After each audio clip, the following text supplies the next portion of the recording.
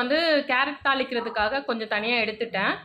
அப்புறம் கேரட்டும் துருவி வச்சுட்டேன். புட்டுக்காக தேங்காயும் தனியாக துருவி வச்சுட்டேன். தாளிக்கிறதுக்கு என்ன எடுத்து வச்சுருக்கேன்னா, வெங்காயம், பச்சை மிளகாய், கருவேப்பிலை, அவ்வளோதான். சிம்பிளாக தான் தாளிக்க போகிறோம். கடாய் வச்சுட்டு கடாயில் கடுகு, உளுத்தம் பருப்பு ரெண்டுமே போட்டுக்கலாம்.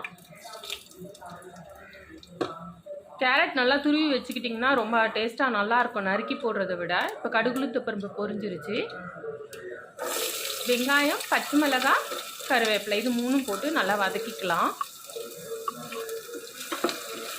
சேவைங்கிறது கொஞ்சம் மைல்டாக இருக்கிறதுக்கு வயிறுக்கெல்லாமே கொஞ்சம் நல்லாயிருக்கும்.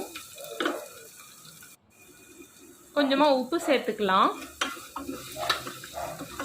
இது நல்லா ரொம்ப பொன்னரமான லைட்டாக வதக்கிக்கலாம். வதக்கிட்டு கேரட்டையும் போட்டுடலாம். தண்ணியே சேர்க்க தேவையில்லை, சுத்தமாக தண்ணியே சேர்க்க தேவையில்லை. கேரட் தானே, அதனால் அது ரொம்ப வேகணும் அப்படின்லாம் இல்லை. அது நல்லா அந்த இது ஹீட் ஆகும்போது அதுவுமே வெந்துடும். இப்போ நல்லா வதக்கி விட்டுட்டு ஒரு 2 நிமிஷம் மூடி வச்சிடலாம்.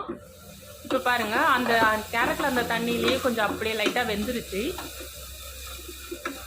இப்போ இந்த டைமில் வந்து நம்ம சேவை, பிளெயின் சேவை தான், நம்ம தனியாக வேக வைக்கணும்னு இல்லை, வேக வச்ச சேவை தான் சேல் பண்ணுறாங்க. சூப்பர் மார்க்கெட்லலாம் இருக்குது. சிகப்பரிசி சேவை இது. இப்போ தேவையான அளவு இதில் சேர்த்துக்கலாம்.